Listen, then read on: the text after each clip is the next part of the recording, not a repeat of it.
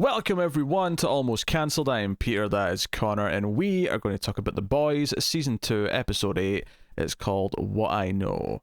And of course it is the season finale of Season 2. So, not that we wrapped up everything with the last episode, but there was kind of a question of... Because we kind of had a capper to let's try and publicly stop Vought with the Compound V and all that stuff. It was still obviously open, but... It ended with such a sort of a boom and a blow to that plan there. Everything felt futile. Everything felt like it wasn't going to work. The season finale takes a more personal approach. It focuses heavily on getting Becca's son back from Homelander and Stormfront, and that's kind of where a lot of this episode spends its time, with a lot of emotional beats and maybe at least one death or two, and lots of big action and stuff. Needless to say, I think this was a pretty fantastic finale. I don't have... Yeah, it was pretty great. I don't have very much to complain about, really. There's a lot going on. Start things off. I mean, there's a lot of setup in the first, 25 minutes of the episode, because it's a little bit longer. It's almost 70 minutes, this one. And the first, chunk of it is, I did laugh because, the group... Because Annie's sending her mum away, and she comes in and Huey's she's like, what's going on? He's like, oh, they've lost their damn minds, and Billy and the rest are just gearing up to try and kill Stormfront and Homelander, like they've got a chance. And there was something really funny about just all of them being on this same page of well, we're just going to try and kill them now with bombs and explosives. What I actually appreciate here, though, is that there's a little bit of exposition, which I didn't even really catch all of, but there was something to do with, we've designed this rocket specifically for Stormfront, so in theory it should be enough to deal with our powers and kill her. And during the scene, I kind of just thought to myself, they're just in over their heads, it's not going to work. Given how Stormfront actually gets defeated later, not technically dies, she's still alive, in a fashion. We assume. Well, they say she's away somewhere. Now, admittedly, that could be a public thing. I wasn't sure whether that was necessarily true. I mean, I'm willing to accept it as, for now, yes, she's alive. But if they tell me at some point that this was a swerve for whatever reason. But given how she actually goes later, I thought back to that scene later and went, you know what? They might have been right. Whatever they did to this rocket launcher with the extra stuff might have been enough, given how she goes down later. It's possible, yeah. So it might have actually been a neat bit of foreshadowing, which I appreciate. But of course, the thing that really propels the plot, outside of course, of Annie and Huey going to see Maeve, because Maeve thinking that, or Annie thinking Maeve is the one last kind of potential witness who could speak. Which, by the way, why would she ever agree to do that now? She was at that courtroom. she saw every single person's head explode. Was she at the courtroom? I think Maeve was there. Okay, I don't remember seeing her there, but I mean, she might well have been. Well, even if she wasn't, I'm sure she saw it on TV. Yeah, I'm sure she did. Yeah, I'm sure she witnessed the events one way or another. Why, for anything, would she agree to this? But of course, Becca escapes the neighborhood, the compound, and I appreciate we didn't spend too much time on that. Just okay, she got out. It's fine.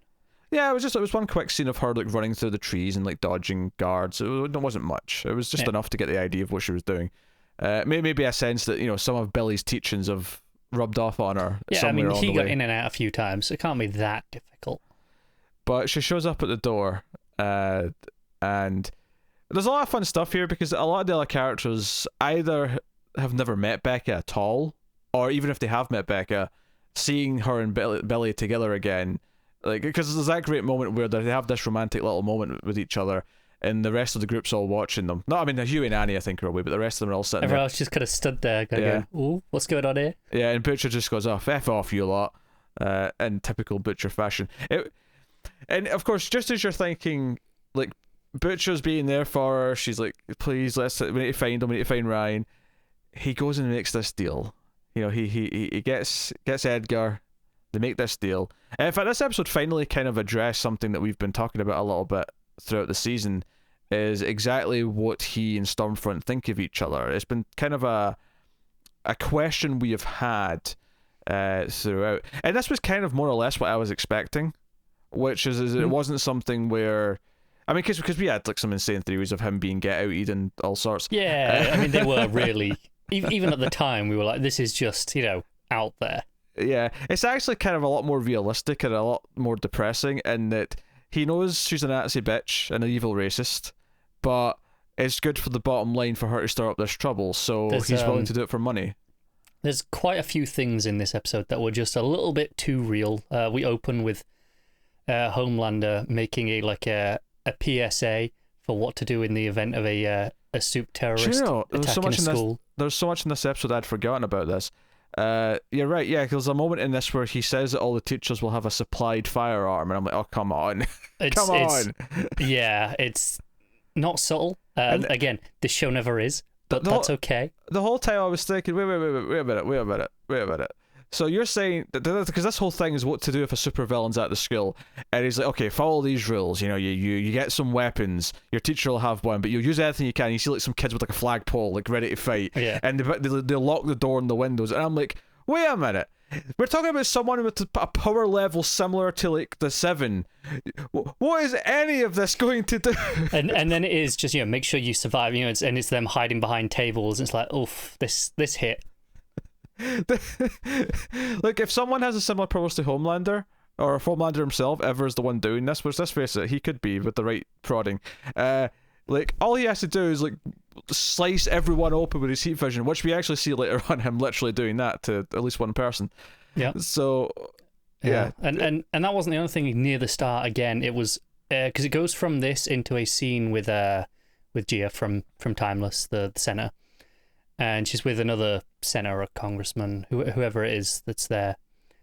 And it's Bobby from Supernatural. If we're using who people are from other shows, it's Bobby from Supernatural. Well, I never watched Supernatural, so okay. And he uses it says Vought could do. He uses a specific example, but he could do that in the middle of Fifth Avenue, and no one would take any notice. And I was like, oof, that was it again. Not a subtle line from reality. No, not at all. We should probably learn Gia's name. It's Newman. Victoria Newman is the character's name. She's obviously intentionally she's the AOC standing parallel for real world for a lot of it. Especially last episode they mentioned the Walk Like an Egyptian dance video, which was again something she did. Up until now, obviously, given the ending of this, I feel like it's going different directions with her. I agree, which is actually why I thought the ending was quite ballsy and interesting, given how clear they had been with that parallel. This is why I'm saying we should know her name, though, because she's clearly going to be a bigger character in season 3. Because one of the things that struck me about this episode is that it's actually very conclusive. The season 1's ending was everything ended on kind of a cliffhanger. Everything was dangling. Everything was very much we have to come back next time to see how this wraps up. This season, until it does that with her, kind of in the sort of the epilogue portion of the episode, everything's very much like, everyone, people are going back to their families, couples are together, everything's very neatly tied up. The problems aren't solved, nothing is fixed, but it feels like, the status quo is restored. Well, I disagree with that. Some problems are fixed. I mean, some are. One big problem is, but if you look at this compared to where we were at the start of the show, it's not in that dissimilar a place, as the status quo. No, I disagree with the use of this phrase, because one of my complaints with episode 1 of this season was that it was too status quo. I don't feel any of that get into season 3. I think everything feels so different because of where we are, because of where these characters are. We're skipping ahead to the end. I'm not disagreeing with the character point. I just meant in terms of the world, the situation. But we'll get there. Yes, I still disagree with status quo, but so basically they form this plan, and Butcher makes this deal with Edgar that he will hand over. What's he handed over? I forgot him. Ryan. Well, yeah, but okay. I was remembering what his bargaining chip was. It's because you know that Ryan's the only chance you'll ever have to actually deal with Homelander when the time comes. I just can't remember what was in it for Edgar. I was trying to remember what was in it for him. And Edgar tries to play it like he doesn't care. Like, that's not an issue. And Butcher, of course, knows that it calls is. Him on his shit. Yeah. And it becomes this thing. So, but he's like, hey, you're only taking him, you're not taking Becca. And you're going to give her some line about it being the best way to protect him, and I want my wife back without the kid. and your heart's sinking. You're like, oh, Butcher, like that. This was all going to happy places, and I mean dangerous places, sure, but like it felt like, you know, if you were going to go out, you were going to go out a hero here at the end, and you know, so you're feeling uneasy about this as everything, and you've got this game plan. You're like, what is this plan? Like they're tracing him to this place. Meanwhile, we're seeing Ryan with Homelander and Stormfront and getting freaked out because they take him to a public place. It's basically like it's kind of like Disney World. Kind of. I was getting more of like a museum vibe from it. There was like the cafeteria and like the big museum for all the superheroes. It could be, yeah. And he gets overwhelmed with all the noise and everything going on, and everyone wants autographs from them too, and he just gets freaked out. So Homelander flies off with him, and there's a lot of Homelander being surprisingly not the most terrible father ever. Yeah, it's his choice here. I mean, well, I think to add some nuance to his character here, it's perhaps the idea that he even recognizes what he's going through, so he actually feels empathy for maybe one of the first times in his life. He understands what he's going through. I don't think Homelander is anything but a complete piece of shit still. I'll make that clear. Absolutely. I think the expectation was that he'd be significantly worse than this, but there's the scene where Stormfront, tells him, look, go be a dad. And he goes in and he talks to him, and it's the most human Homelander's ever felt, I guess. Yeah. In fact, there's even a moment, and admittedly, he shrugs it off very quickly, alarmingly quickly, but there's even a moment on Homelander's face when Stormfront's trying to tell the kid about white genocide where he's like, He's like, this doesn't seem quite right, but I'm not going to say anything. But he just kind of like smiles and shrugs it off and doesn't care. But even he pauses for a split second at this speech that she gives him. But so they lure Stormfront away. With like basically like a bunch of speakers. They've got like a frequency. It's Homelander they lure away. Stormfront's pissed off because A-Train gave them all the intel on who Stormfront is, because he stole it from. He just pops up in the back of their car. Yeah, the Church of the Collective. They freak out, of course, but he's basically screw that Nazi bitch. Here. Yeah, basically when the leader of the church, whose name I am forgetting again, went and visited Edgar, he was like, look, let's get them both back in the 7. You need proven quantities right now. And he's like, look, we can take 1, but 2's weakness, and we'll take deep because, Stormfront's got some problems with A-Train, and I think we both know what those are. And A-Train obviously is overhearing this, so this is personal for him. I have to add here, actually, during this scene, the way they were talking about stuff, I was getting real vibes that the Church and Alistair here, which is his name, by the way, were behind the head explosions. Like, for some reason, the way he was talking about this and how it was like driving things forward made it feel like he was behind it somehow. Yeah, I was getting that too. It was interesting, and the stuff here about the history, because obviously we knew Stormfront had some connection with the church from an offhanded comment she made a few episodes ago. But he mentioned, she was one of the earliest supporters of his grandfather who started the church, presumably. So it goes way back. So she's pissed off. She sees this and is livid, and she sees memes. And this is the great thing: is she actually gets to be in the receiving end of the memes. She sees all this stuff on TV. She sees people talking about her being a Nazi, all the rest of it, and it's like the whole idea of like her charade is gone, which is funny because Homelander's whole thing this season, and ultimately what kind of makes him back down at the end of the episode, is the idea of his reputation being taken away from him, the idea that he won't be loved by everyone. At least for now, that's something that keeps him on something of a leash, because he cares about that. And maybe that's because he grew up in this isolation where he loves being loved. Yeah, he loves this need for attention and and affection. Yeah. But they lure him away with these sort of devices, and they've got such a little window. They drive out. Becca and Billy drive out to this lodge that he's staying at. It's just the same place where the shapeshifter was. It's where Homelander goes to. Yeah. And they have to quickly grab him, and there's that's a great moment where Ryan's like, "Who's that?" about Billy, and Becca's like, "That's my husband." More on that later. Yes, more on that later. And so they have to bolt, and they get back to the little, because they've got like a little camp they've set up underneath what do you call these things? It's basically just like a little storage area out in like the farmland.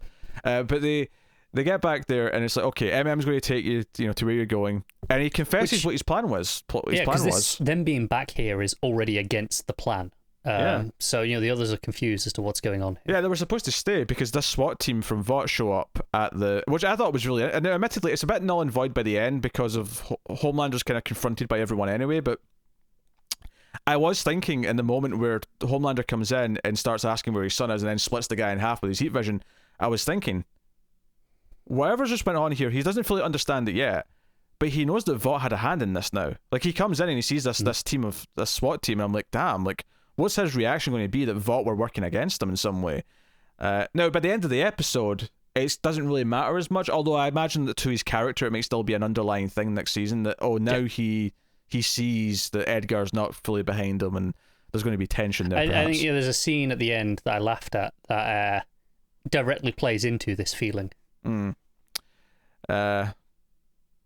it that scene? It is, and I want to talk about that scene because I have some fun facts about that scene. Okay. So that's all this stuff was very tense, like everything, because I'd say the first 25-30 minutes is pretty solid, but it's definitely the low key half of the episode. Once it gets to we have to go get the kid and we're going to have some sort of plan to get him out, everything from that point on to the end of the episode is a roller coaster, non-stop adrenaline, and it is fantastic. It's so good, this episode. And that first half, you say it's low key. It is in comparison, but it's not like slower. No, not at all. I just mean it's it's all set up, and then everything past a certain point is everything but payoff. Not just to this episode, but to the season.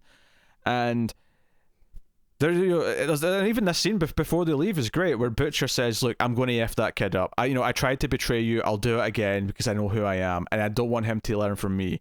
He's sort of agreeing that something that Homelander should be thinking about himself, amusingly. And that's kind of the beautiful thing that ties into last episode. We talked about how he related to Homelander for a moment and how much he hated that.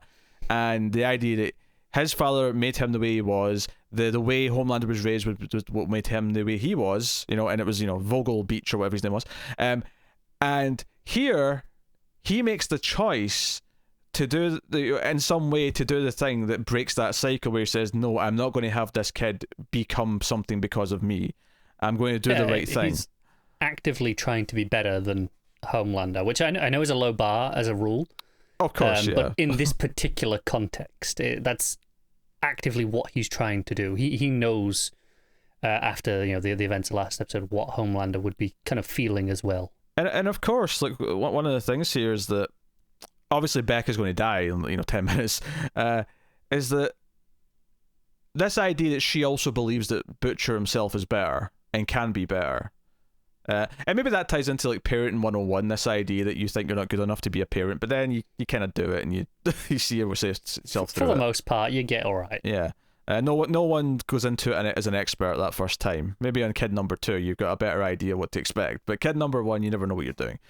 Yeah. And she thinks that he can be better. And that is kind of her dying wish, is to make sure that Ryan learns the right lessons and so on. And obviously we see at the end that Butcher isn't staying with the kid. He's sending the kid off with Gracie to go somewhere else to be raised.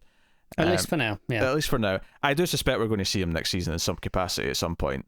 I do as well. I don't think this means no contact from Butcher. I think it's just he knows he can't do it full time, so he needs a household, a family. But I think Butcher won't cut off contact entirely. I think there will be a relationship that we see form in season 3 with the kid. Or maybe later, but definitely I think it's something the show will do, is we'll see him actually kind of become a mentor to him. Maybe not a father per se, but a mentor. Yeah, I can see that. So that's pretty cool. But so as the car's driving away though, lightning strikes, Stormfront's there, and it's like, oh shit, one of the most powerful beings on the show is about to go toe-to-toe and is here to kill everyone. Every character we care about is here, right? And she's going to try and kill them all. And you have Starlight and Kimiko who are like, okay, they're the ones who have some powers. They're going to go in and try and fight her, and they're not quite achieving it. Some of the others get thrown from the explosion. All of this is super exciting. And then it does that classic thing where the last possible second someone else shows up to help. And it makes sense. It's Maeve. Everything Of course it makes sense. It's been weighing on her conscience all episode since since they visited her. And and she, not even just that, just everything with her this season. And it's funny because they actually had Frenchie say it out loud, but I was actually thinking when all three of them, when Maeve, Starlight, and Kimiko were teaming up and they were basically winning and just kicking the shit out of Stormfront, which is very cathartic, might I add. I was thinking to myself, girls do get things done. And then literally 60 seconds later, Frenchie's like, wee, girls do get things done, I guess. I don't know, it was just, it was like, sure, you're in my head.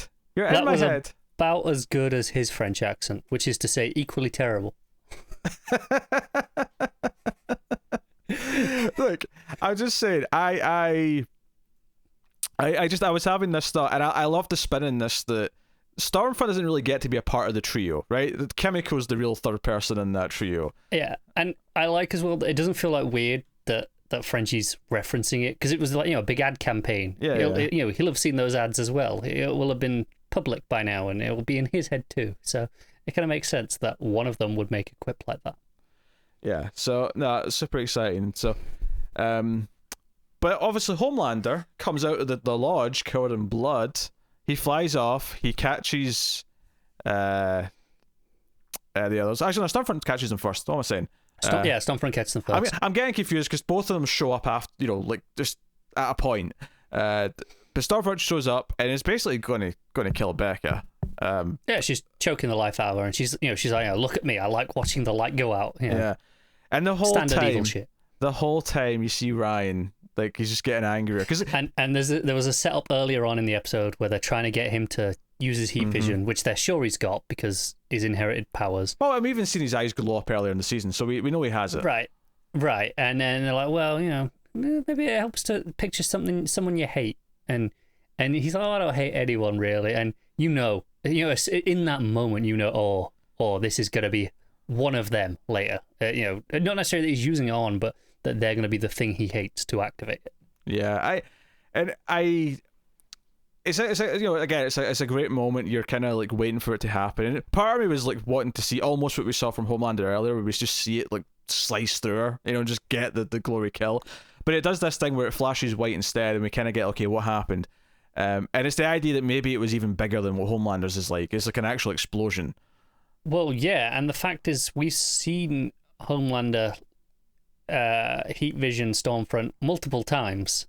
That's true, yeah. And know that, she can take it. So the power level of this in comparison is pretty significant. She's completely charged. She's missing limbs. She's just muttering things in German. She's gone. One of the lines she has in this scene, though, again, felt very real world, was where she sort of lands and says, "Look, people love what I have to say. They just don't like the word Nazi." And yeah, that hurt, didn't it? Yeah, and it is just and it's making these jabs, and I'm constantly impressed that this show can do the bait and satire with, because Homelander, who's our main antagonist essentially on the show, he is someone who is a petulant child in his mind, right? That's who Absolutely. He is. And just using him the way they do, and then using someone like Stormfront, who is this this someone who tries to use social media, someone who tries to sway the opinion of the public to these old-fashioned fascist views without admitting she's doing it. All of this, the way it's sort of weaving all these things in and out are super interesting. Yeah, it's really strong, right? And like I say, it hurts how little they need to satirize some of it. Like when she says this line at the end, I'm like, yeah, that's probably true, and I hate that it's true for a large portion of the population. Yeah, but where she was grabbing Becca is now bleeding profusely, and yes, her dying wish is to make sure Ryan knows that it's not his fault, and to make sure that Billy will make sure he's okay. So, and there's a great visual in what happens here, where Ryan standing there, Homelander lands, and he's like, come to daddy, or whatever he says. That's before it was in that line.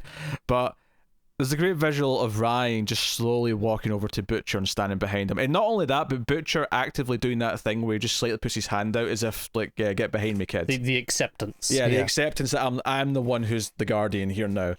Yeah. It's a beautiful moment that just him taking this, because he was willing to give up the kid all season because he wanted his wife back, because he didn't see this as his kid. It is not his kid, admittedly, but he didn't see this as his responsibility. He saw it as this evil thing that she now has, that he is an obstacle to him. And this moment was him accepting, no, I have to protect him from Homelander so that he's not like Homelander. I have to do it. And obviously it's our dying wish. So lots of reasons. It's, right now it feels like he's probably just doing it because Becca asked him to. But I think eventually it will become, a point where he realizes the right thing to do and does it for that reason. I think you can call it that. I think it's also like the first sign that will eventually come, though. Like I think, sure. I think it's there in an honest way where it's not just that you can be cynical and say, "Oh, he's only did it for this reason." I do think you can take this moment as the signal that that arc is coming. Oh, absolutely, yeah. I don't disagree with that at all. And obviously Homelander's like, "Well, I'm just going to kill you then," basically. But just at that moment, we hear the voice, and it's Maeve who comes in with the video and says, "You're going to let them go. You're going to stop hunting Starlight. And you're going to leave me alone, and you're going to do it, or I'm going to release this," and basically appeals to who he is. If you break any of these rules, everyone's going to hate you, and maybe you'll kill everyone, maybe you'll torture everyone on the planet, and it'll just be a wasteland, but no one will ever love you again. Everyone will know what monster you are. That's the best part of this, because she shows it to him, and he goes, "So I'll just kill everyone then. I'll just be free to be what I am." And she's like, "Yeah, but they won't love you." And it's like, "Oh, damn it, you got me." And you hear the crowd chanting in his head, and you think back to those scenes where he thought about killing the crowd, but he didn't. And again, it's good writing, and all these things have been seeded well enough throughout the season. Both why he would agree to this and why Maeve, like her building up to actually using this blackmail material. So it was a big moment for everyone in the scene. Everyone came out of this episode with big moments. I mean, arguably, okay, yeah, maybe MM and Frenchie and that didn't have the big moments in this episode, but so many of these characters, especially in this sequence for Butcher, for Maeve, and for Homelander, and Ryan even, like they all came out of this scene like really capping off what their season's been about in a big way. And of course, I think the same is true for Maeve and Starlight and Kimiko in the other scene. Kimiko got over her freezing to attack, and that was probably Frenchie's biggest moment. Is talking it through with Kimiko and kind of making her feel accepted. I guess. Yeah, and I'm going to go back to his family. I think his high point of the season though was all the stuff with Butcher when they were in the house and all that stuff. I think that's where he really shone this season. And Frenchie's big stuff was with Lamplighter. Yeah. So they've had their big moments. It's just that they had them a bit earlier. and I can appreciate that it feels like, no, they peaked there. They've had their moment. We don't need to guarantee them, we've got to throw in an extra moment for them just for the sake of it in this episode. It's okay. They've had their glory time. Yeah. And, I like some of the stuff with them in this episode. I like Frenchie, who's understanding Kimiko a little bit. I like them, so they're still leaving together, whatever they're going to do, like, because we have them leaving that basement, which we're now sick of seeing. Finally we get to leave it behind because they're all pardoned, which is nice. But now we have Homelander on TV making this speech about how Stormfront was a lone radical doing all this stuff behind our backs, and now she's been held culpable, and thanks to Starlight and Maeve, we've taken her down. Basically, she'd framed Starlight, and Starlight's actually, she gets a full apology. Wonderful touch. Starlight was in her original costume in this scene, and not the slutty one that they made her wear. That was a really nice touch. She's got a little bit of power back. Yeah, regained it a little bit. And this is what I was talking about earlier with the status quo being different, is that we have a functioning Seven again, and we'll get to A-Train being back in it as well in a minute, but we have this now Seven where they all know where they stand. Like, they know Homelander's a piece of shit. Homelander knows they're against them and knows that they know he's a piece of shit. Like, this is such an interesting dynamic. And even Edgar and like how he relates to Homelander. Like, I'm fascinated by how all this plays out next season. I agree. When I was referring to the status quo earlier, I was kind of referring to the world at large, meaning, as far as the world's concerned, okay, the Seven are still the good guys. The lineup's back to more or less what we knew, at the start of the show. Compound V, we'll put a lid back on that for now. Vought still gets to just be Vought, do whatever. In that sense, no one got taken down. Nothing drastically got changed in the world on that sort of scale. Well, yeah, I mean, that's still to come. Stormfront got taken down, and I would argue the big one here was actually stopping Compound V from just being shipped out to go into like thousands of people Yes, to fight a war. It's a different status quo to where we were for most of this season, absolutely. But on the larger scale, feels fairly similar to where we were in a lot of season one. Just on that grand scale, not in terms of the character dynamics between them. I do think it's interesting that it does, like, given how season one ended and then how this one ends, it really does feel like one 16-episode season as opposed to two 8-episode seasons in a lot of ways. And don't get me It kind wrong, of does. there's definitely things that feel more season, because season one obviously Sitwell is a season one thing, right? And then season two is Stormfront, but it does feel like one kind of big story, and then we're getting into like a new story for season three. That's kind of how it feels. Yeah, there's a pretty big shake-up in terms of the status quo for the boys themselves. That gang. Yeah, are Gracie in a very different place. offers Butcher an official position, like an official. Like, they can basically be a sanctioned squad who monitors super He doesn't stuff. actively accept it then and there. He doesn't. I feel like he doesn't want to accept it, but obviously whatever happens in season 3 is going to bring it together. will force him into it. They're going to end up back together in season. Although Huey might be separate for a while, because they set up Huey, of course, getting a job at what's her face, Victoria Newman's. Yeah. Which is the end of the episode after the reveal, obviously. But so I feel like he might be separate for a little bit. I really loved this scene with Annie where he's talking about how he has to like go out on his own. He can't be too clingy anymore. I was so worried for just a minute that this was where, oh no, it's falling into the trap of being a TV show. I'm like, I was like, in my head, I was watching this scene and feeling, I've got so many good things to say about this episode. Please don't make me criticize this now. And poor Annie, it looks like heartbroken. She's like, yeah, I guess I understand. So we could just be friends, I guess. And he was like, well, no, I'm still going to cling to you. I'm not a maniac. And I was like, yeah, they got me. Like they I think that this only works because I'm trained by other TV shows that this is what you do at the end of the season. You put the toys back in the box and go, oh, we'll play with that again in the future. Yeah. So I was when it started, I was like, oh, we're doing this. I'm gonna have to complain how it's being a TV show. Damn it! And then it swerved me. It swerved me good, and I'm glad it did. No, I fully. I love this scene with A-Train and Deep, and A-Train finding out he's back in the 7, and he's all pumped about it. And yeah, one of the things we never mentioned is that one of the heads that popped last episode was the Speedster, the other one. Yes, and A-Train seems to have got his problem under control a little bit because he's running around, when he sees, when he goes to see, Huey and Starlight. He talks about covering multiple blocks, and they make a comment about his heart, and he's like, don't worry about it. So I guess he's better. Yeah, it's fine. And so he's like, peace out, bitches, and he leaves. And Deep's like, well, I'm in too, right? Like, it's both of us. Is like, well, Deep, you've got a problematic past, and they only want one just now, but we'll put you through some more programs, and then eventually you'll get back in. And the Deep just flips his shit. And my favorite part of it is just when he just says F Fresca as he walks out. It's just delightful. He starts, I'm not paying for any more programs, and then starts complaining about the wife they gave him. And I think it's, the guy's like, Deep, I'm afraid you're being a bit of a toxic personality right now. Yes. I was all for more of him next season, but of course his head goes pop. They have him making this deal with Newman, who's giving him a tax break for whatever, and then his head pops after the phone call, and we just see her outside the building he's in. And it was her all along, and you go, okay, so Cindy was a red herring. Yeah, which makes me wonder what her motivation, like what is her agenda now then? Like, she did all those all that head popping before, right, at the hearing, when she doesn't seem to be pissed now that they still kind of achieved what was going to happen if that hearing was successful. No. Why did she pop all those heads? And what does she actually want now? What's her end game? I'm fascinated by what's going on here. I am too, and I'm sure it'll be very interesting to find out.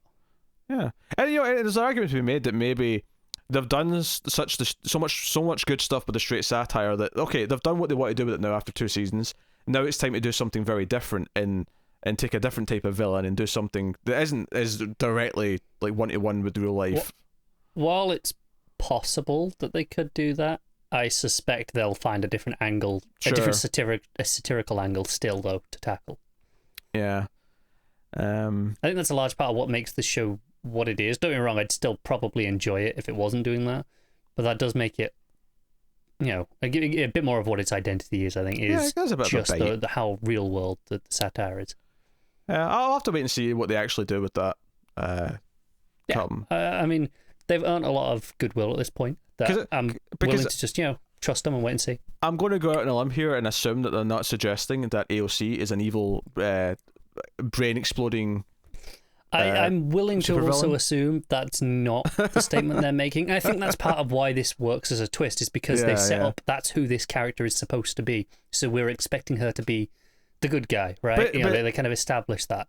But it's a TV show, and really she's not. So we can go in other ways and do other things with it. But because they made it so clear, it tricks us again. It's smart writing using the real world and our expectations and what we know. It goes into what you were saying about them using what we expect of a TV show. They make us think she's a good character because she's based on this person, and then we kind of get to this and we go, oh, wait a minute, she's actually it's evil. smart.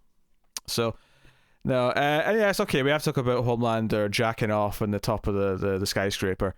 And I laughed so hard as soon as this scene started because I knew what it was. And the reason I know what it was is because we talked about this in season 1. Yeah. This is the one scene that Amazon in season 1 wouldn't let them do. I do want to point out though, they don't go all the way with it because there's one element of this that's not there, from what I remember you telling me from the comic, or what they wanted to do, which is that when he climaxes, that his produce is basically snow to the world down below. They don't go that far. He never finishes. He's just.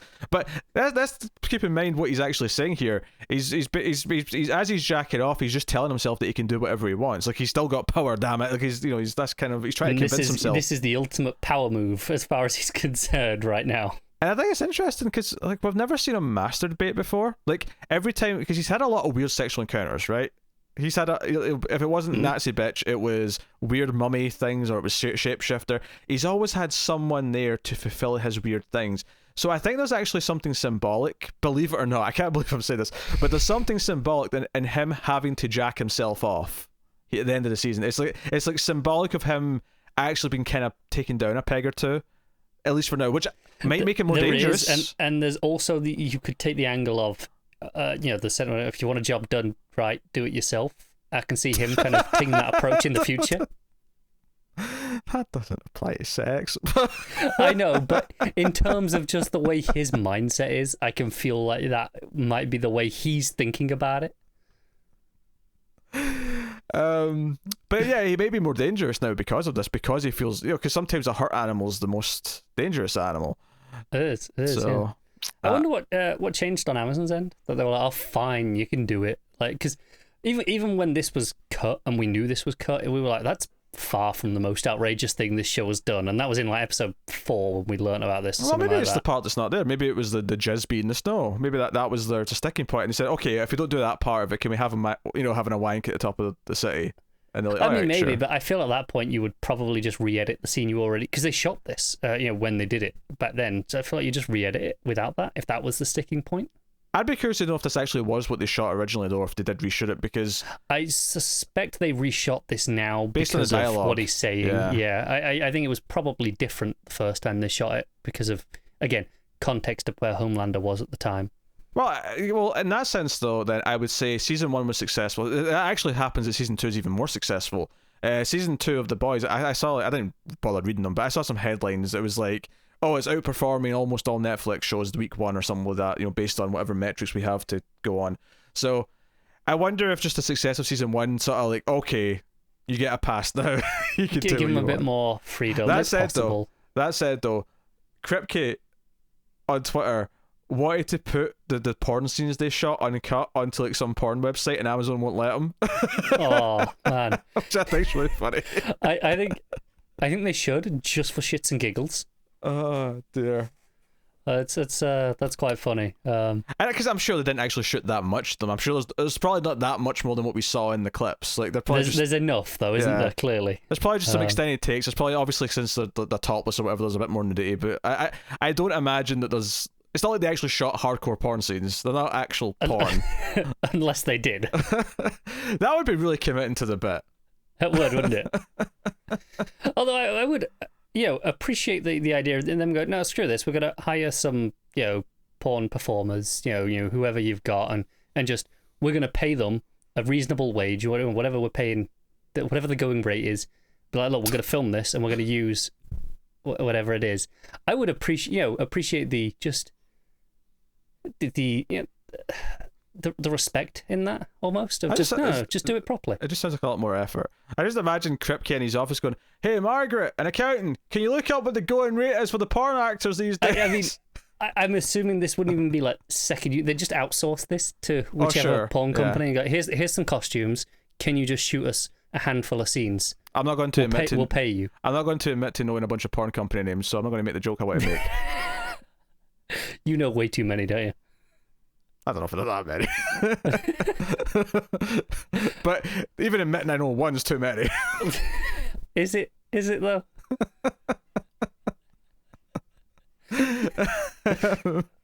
Actually, the one everyone knows is Brazzers, and the reason why everyone knows Brazzers is because whenever there's like a wrestling moment where if you pause it at the right moment it looks kind of erotic, they'll just slap a Brazzers logo on it and say this is a porn scene. I mean, I haven't seen that necessarily with wrestling things, but I've seen the other memes use that in general. A lot. It's just it's the most common meme to do is just slap a Brazzers logo on it. It's an easy one, isn't it? But yeah, no, the finale was fantastic. I like this season. I was so worried after episode 1, and episode 2 was an improvement, but it wasn't up to the class that I would expect the boys still to be at. Episode 3 to the end though I think last week's episode was probably the weakest out of the 6, but even that had some really great stuff in it. Like, it was still really good. I agree with that, and I'm seeing people online, not a lot of people necessarily, but in like, I'm part of a lot of shit posting groups on Facebook. Just people making stupid memes about terrible things. I'm part, so many TV shows and movie groups I'm part of with those, and there's a lot in the boys one that really didn't like this season, and I don't get it. Like they think it was way worse than season 1. I'm like, what is wrong with you people? Yeah, I think it's better than season 1. I don't even think it's. Sort yourselves out, 7 posting. If any of you watching this. Yeah, one of our audience members tweeted at us saying that this was easily better than Umbrella Academy season 2. And what's funny is that was aired at the same time as Doom Patrol, and we were making the comparisons that Doom Patrol was easily better than Umbrella Academy season 2. I mean, you throw the boys into the mix. The boys might win for me over Doom Patrol. It might. I think Doom Patrol is more consistent, but the boys has higher highs. I think the boys is more enjoyable, right? Like if I'm going to sit down and watch one for enjoyment, the boys is more enjoyable for sure. I think I've got more depth in Doom Patrol, like more interesting character, really deep drama to delve into. That's right. I mean, it's beyond just the superhero trappings that's there. It's close either way, which it says something to the surprise that. Well, and Doom Patrol was a surprise as well, to be honest. I mean, there was no indication that was going to be good. I mean, even though what it's based on is good, there was no indication that the show itself would be good. The Boys was a huge surprise as well, and I think season 2 overall is better than season 1, even though it started off with a rocky episode. But yeah, Umbrella Academy is, I mean, not even close that it's the weakest of the 3 for us. Of the edgy ensemble comic book adaptations. Yeah, I mean. Even just based on season 1's, it probably would have been the lowest of my rankings. It would have been, but it wouldn't be as much of a gulf. But it would have been closer. But season 2, it's there's a Titanic-sized gulf between that and the next 2. Yeah. So, but hey, it's a good problem to have having to try and compare this to Doom Patrol and say which is the. I mean, if out of these shows 2 out of 3 we're going, no, these are fantastic shows. I'm quite happy with that. Yeah, it's hard to be upset with that. So, yeah, obviously it'll be well before season 3. But on the upside, we have both season 3 and a spin-off show to look forward to now. So, yeah, obviously more intrinsically excited for season 3 because it's a more of a known quality. Of course. But the fact that creative people who are behind the main show are behind the spin-off makes me feel more comfortable being somewhat excited for it. Until proven otherwise, I'm excited for it. I think they've earned a bit of trust. So no, season 2 of The Boys gets the full seal of approval, the stamp, the trophy, the achievement unlocking, all those things. Gets all of it. High marks. I highly would recommend this to. I mean, I would have recommended it after season 1, but now we're at the end of season 2. It's like, okay, you know what? It didn't have that thing where it had one good season and then immediately just tanked afterwards, because some shows do that. We've seen that before, yeah. We have. So now I'm like, no, I trust this. I recommend it. It's fantastic. It's easy to get, of course, as well, because Prime's such an easy quantity to deal with. And I look forward to... I will say, though, just while we're on Prime being an easy quantity, yeah, they recently updated their UI, and now it runs like horseshit on the web browser. And so you share Amazon. You can afford a half-decent developer to just come in and code you a better UI. I'd have far more many complaints about the Fire Stick than I do about any UI issues, but it literally runs so slowly. In the last 2 weeks or so, it was fine before, but now it's the same but worse. They didn't fix anything. But you know what? I could get mad at you, Amazon, for forcing me to watch this in my PS4 because you can't output HDR properly on your Fire Stick. But the PS5 is coming soon. I've got one pre-ordered, so I'm fine. I'm covered. But just know that I'm mad at you. Sort your shit out, Amazon, is what we're saying. Right? And if I have to waste 5 minutes rescanning the Wi-Fi network again because it just doesn't load anything and says there's a problem with the internet, even though everything else with Wi-Fi is connected just fine. Do you know, I used to have a Fire Stick, it's a 2018 Fire Stick, the non-4K one. I had it in the bedroom, just as, for the TV in that room, it was the streaming device. And it just was shit. It ran like shit. It used to be okay, but for whatever reason, it just, after a year or so, it just got slow and unusable. And I sold it this week and just moved the old Xbox in there and thought, screw it. There's a new Xbox and PS5 coming out next month. They can go in the front room. I live without it in there. Fire Stick is gone. Yeah. Don't buy them.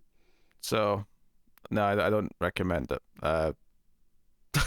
This is basically it. I mean, I'm still going to keep it for a couple of things that you don't get on the consoles, and because it's very easy to use VPNs on it for apps that I shouldn't be otherwise accessing. But other than that, I don't recommend it. But it's bizarre. Amazon Prime is the thing that runs the worst on the Prime Fire Stick. You would think that would be the thing that would run the best on the Amazon Fire Stick. It's their own goddamn... Anyway, you know what? We're done. This is the end of the review. Thank you very much for joining us. Let us know what you thought of the season and the episode in the comments. Like and subscribe, all that stuff. Get us on the Twitters @mailed_fudge for channel updates. And if you want to support us, other than hitting the like button, which is free, you can do it with some monies over at patreon.com/mailfuzztv for as little as $1 per month and get some bonuses for your trouble. As far as recommend other stuff, obviously right now we are working through... What are we working through? Fargo Season 4 is on, which we're discussing. And we've got some other stuff coming up soon. Star Trek Discovery's back soon. We'll be talking about that. That's like next week, I think. It's in the next week or two, yeah. And then we got other stuff coming. Expanse is back. Speaking of Amazon shows in December. The Stand from CBS All Access is in December. We'll be trying that. There's some stuff starting over the next couple of months that we'll be checking out. Some stuff returning, some stuff new. But hopefully some You're covering the new Hill House, whatever that season's called, right? Haunted of Bly Manor, yeah. I just started today. First review's already up, so there you go.